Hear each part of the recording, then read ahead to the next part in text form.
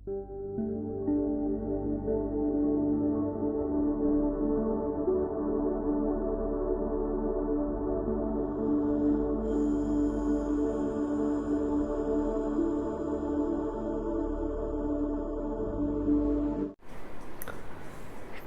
10th exercise 13.3 question number 6 how many silver coins 1.75 centimeter in diameter and of thickness 2 millimeter must be melted to form a cuboid of dimension 5.5 centimeter into 10 centimeter into 3.5 centimeter हम किन्ने silver coin बनणगे which is diameter 1.75 centimetre and thickness coin की अपन पता है thickness होंगी है मोटाई होंगी है थिकनेस 2 मिलीमीटर है it's centimetre diameter in centimetre सो इनू भी आप सेंटीमीटर च कन्वर्ट करांगे क्यूबाइड है उन्होंने मैल्ट करके कॉइन बनाए गए ने तो क्यूबाइड दी डिमेंशन ने इत्थे length breadth and height number of coins find करने हैं so number of coins find करने हैं तो आप दोनों का वॉल्यूम फाइंड करांगे क्योंकि इनू मैल्ट करके ये कॉइन बनाए गए ने डायग्राम ड्रॉ करिए तो देखो इदा हो गया कॉइन ठीक है हुण एक कॉइन है ये उपर इदा ही होर कॉइन पे होंगे हुण इत्थे तो इदा बनाए नहीं जाने ठीक है तो यदा डायमीटर हो गया तो ये थिकनेस होगी मोटाई होगी जिमें आप 5 रुपीज़ कॉइन देखते हैं या 2 रुपी कॉइन देखते हैं ना तो यदा डायमीटर हो गया तो यह जी थिकनेस हो गई हुण थिकनेस देखो एक कॉइन ये उपर एक होर कॉइन ठीक है तो ये उपर एक होर कॉइन इदा कॉइन के उपर कॉइन पैने तो एज लाइक ये एक सिलेंड्रिकल बन जूगा है ना क्योंकि वो मोटाई आ जूगी तो आप देखने भी किन्ने कॉइन ने तो जी आ थिकनेस उन्होंने आप एच ले लेना thickness is a height of coin सो एक क्यूबाइड है तो इतने आप क्यूबाइड ड्रॉ कर लेने ये क्यूबाइड है यदी लेंथ ब्रैथ हाइट है its length 5.5 centimetre 10 centimetre breadth 3.5 centimetre height ये क्यूबाइड नू मैल्ट करके उन्होंने कॉइन की फॉर्म के चेंज किया गया है तो how many coins to be formed किन्ने कॉइन बनणगे first we find volume of cuboid solution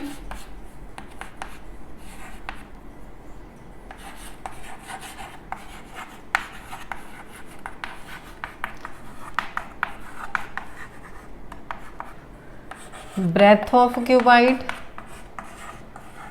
10 centimeter height of cuboid 3.5 centimeter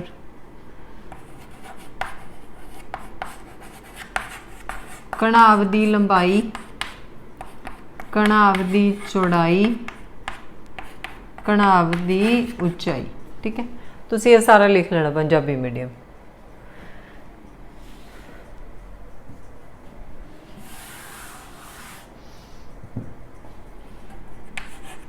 volume of cuboid length into breadth into height कणाव दा आयतन 5.5 into 10 into 3.5 all measurement in centimetre same unit है so आप इन्होंने same लिख लेना decimal remove करांगे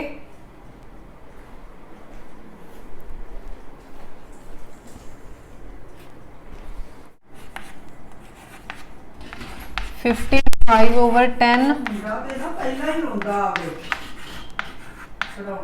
हाँ जी प्लेट 10 3.5 सी इतने तो यदा भी पॉइंट ला लेंगे 10 नाल 10 कटिंग हो जू 5 7 दा 5 2 दा सो मल्टीप्लाई कर लेंगे 55 मल्टीप्लाई 7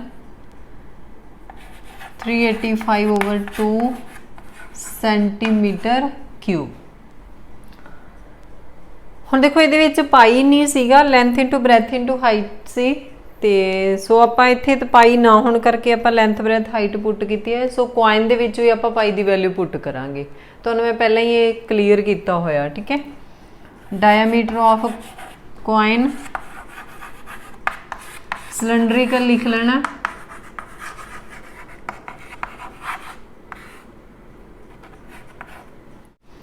वन 1.75 सेंटीमीटर। तो पॉइंट रिमूव कर लेने इत्थे आपां।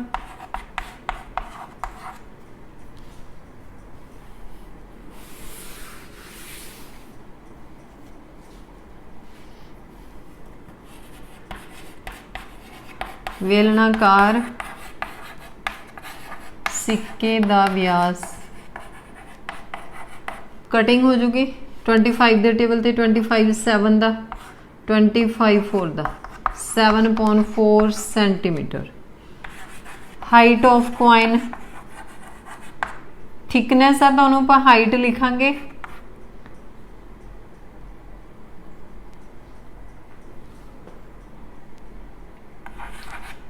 Millimetre. Diameter of coin in centimetre, height of coin in millimetre. So we change 2 millimetre into centimetre.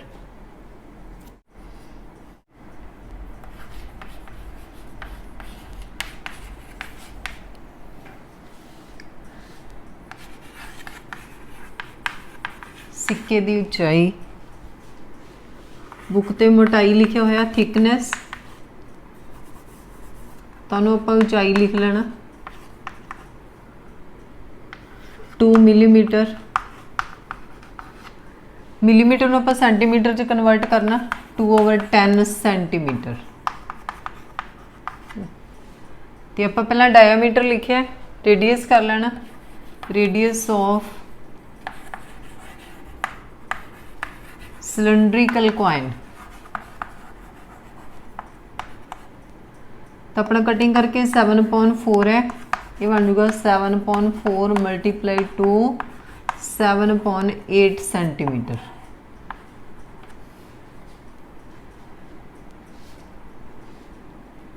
बेलनाकार सिक्के दा अर्धव्यास, यही लिखा जाना 7.8 सेंटीमीटर। तो वॉल्यूम फाइंड करांगे, volume of cylindrical coin, cylindrical है इसलिए पाई आर स्क्वायर एच।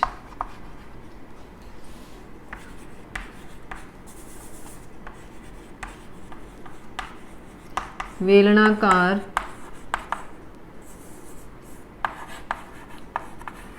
सिक्के दा आयतन, तो फार्मूला सेम लगूगा पाई आर स्क्वायर एच। तो आप वॉल्यूम फाइंड कर लेने,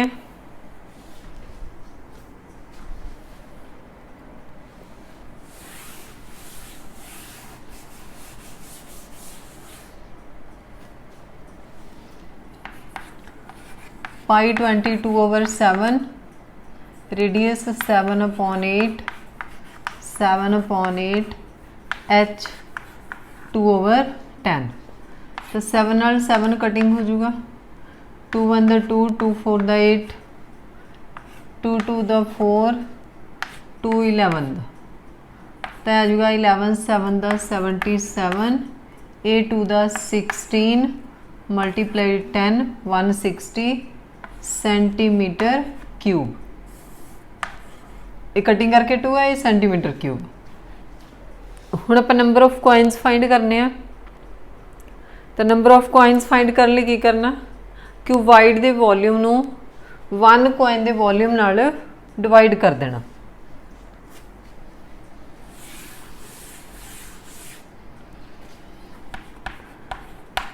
number of coins to be formed,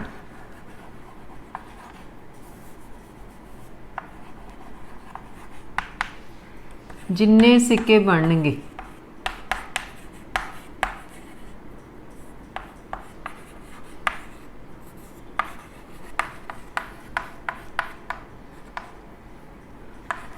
volume of cuboid upon volume of one coin.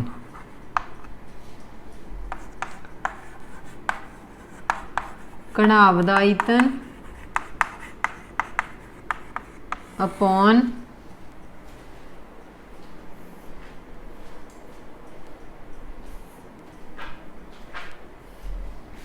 एक सिक्के दा आयतन।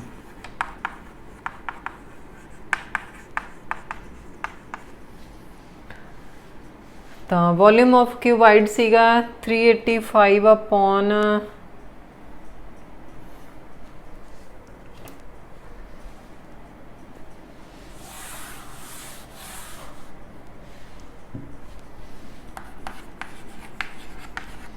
ओवर 2 पूरे दे पहुंच ही आ जाऊगा। ठीक है, ये तुसी पहला लिखिया हुआ है इसलिए मैं इत्थे ही पहुंच लाता। तो ये हो जाऊगा रेसिप्रोकल 385 अपॉन 2 मल्टीप्लाई 160 अपॉन 77। तो 2 नू कटिंग करांगे 1 2 8 दा 16 0 77 1 दा 77 77 5 दा 385 तो 5 नू 80 नाल कर देंगे मल्टीप्लाई 400 कॉइन्स आंसर आ जाए।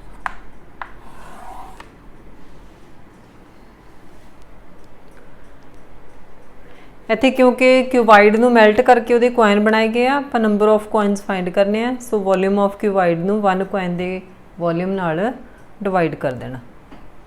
तो दोवें आंसर पहुंच ने। जिहड़ा पहला आप आंसर कढ़िया क्यूबाइड का 385 ओवर 2 है, तो जिहड़ा आपां दूसरा कॉइन का वॉल्यूम कढ़िया वो 77 अपॉन 160 है। तो पूरे दे पहुंच होने करके फिर आप इहदा रेसिप्रोकल कर देंगे तो कटिंग हो जाऊगा। नंबर ऑफ कॉइन्स आ जाएंगे 400। तो ये आंसर हो जाएगा।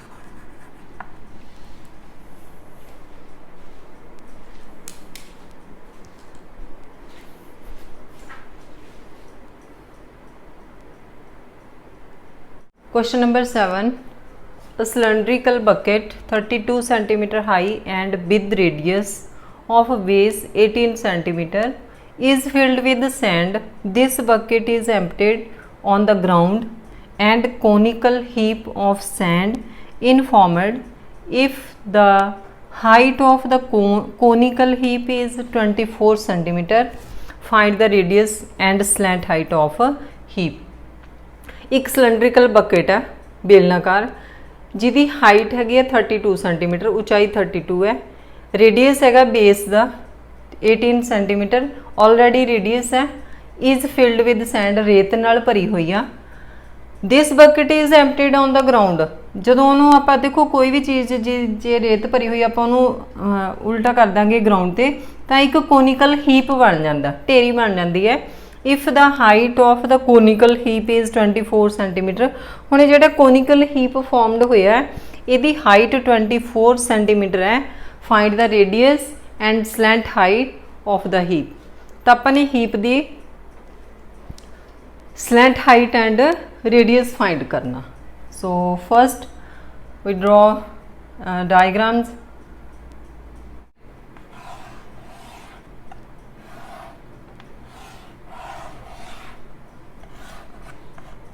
H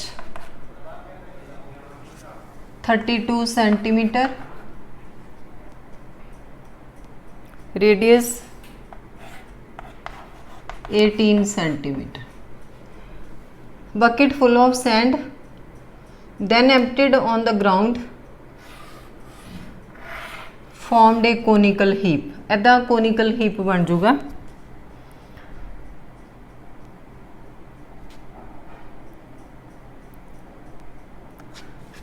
height of conical heap 24 centimeter। find radius and slant height। एक L फाइंड करनी है, एक रेडियस फाइंड करना। ठीक है, तो हुण देखो ये जिहड़ा इहदा वॉल्यूम होगा उही ये सैंड का होगा। ये सैंड है एक्चुअली कोनिकल शेप दे विच ते 24 सेंटीमीटर की हाइट तक बनी है, तो यदा आप रेडियस फाइंड करना। ठीक है,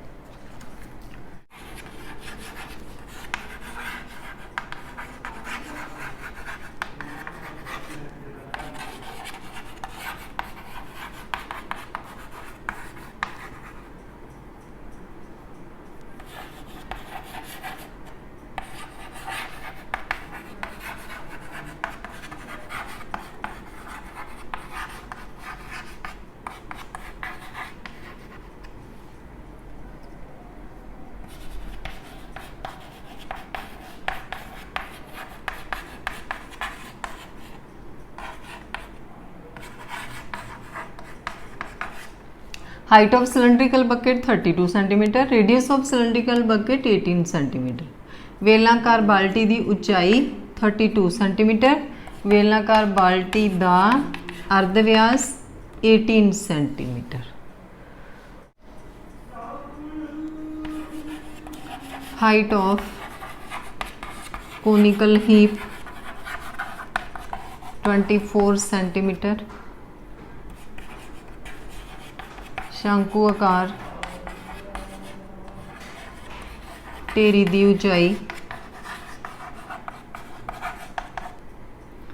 radius of conical heap find करना क्वेश्चन मार्क। शंकु आकार ढेरी का अर्ध व्यास question mark. So here is both volume are equal, so now volume of cylinder equal volume of conical heap, volume of cylinder equal volume of conical heap।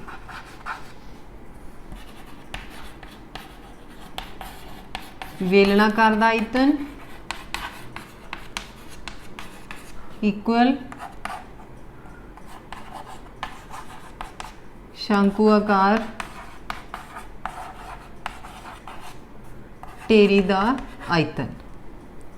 So no apply formulas, pi r square h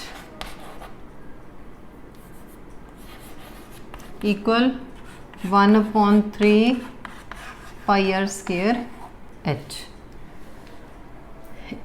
देखो cylindrical का radius दिता होया, इहदा आपां find करना, इसलिए R1 R2 लिखने की जरूरत नहीं है। ठीक है, इहदा आपां रेडियस फिल कर देना, इहदा रेडियस आपां फाइंड करना। So it's radius put value, it's radius find.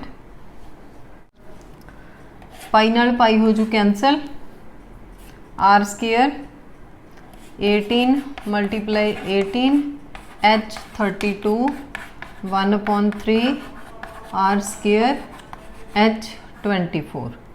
तो कटिंग कर देने 3 1 दा 3 8 दा 24 आर स्केयर 8 इधर पहुँच लियावांगे 18 मल्टीप्लाई 18 32/8।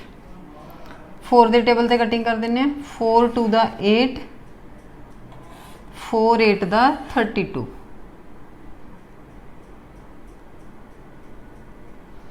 2 1 दा 2 2 4 दा 8। सीधा भी कटिंग कर सकते हो 8 1 दा 8 8 4 दा 32।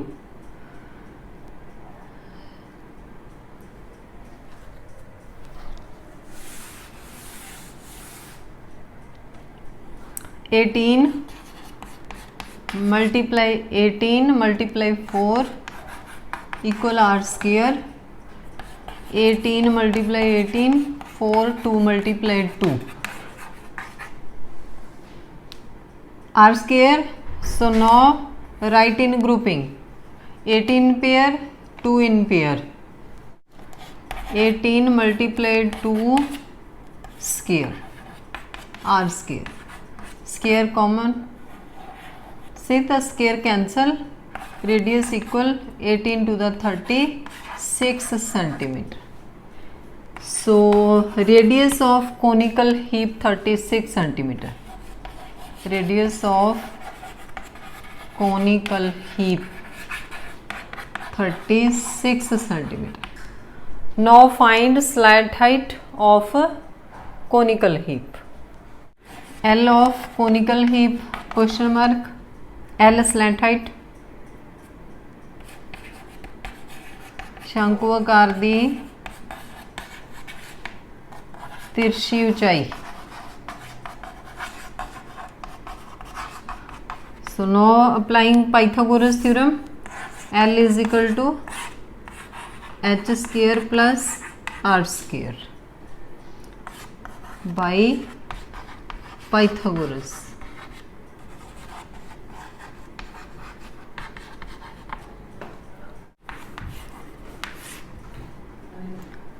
h 24 square plus r 36 square 24 multiply 24 576 plus 36 multiply 36 1296 adding करांगे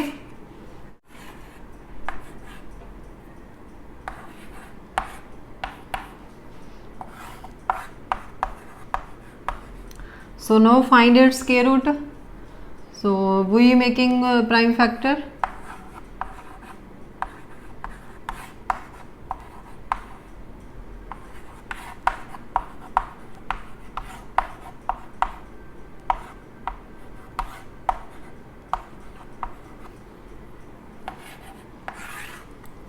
टू 4 टाइम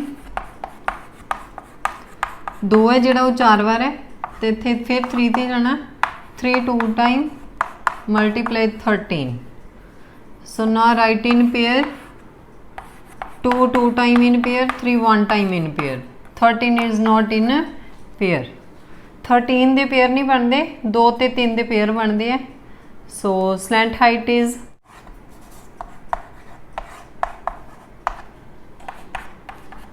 12√13 centimeter.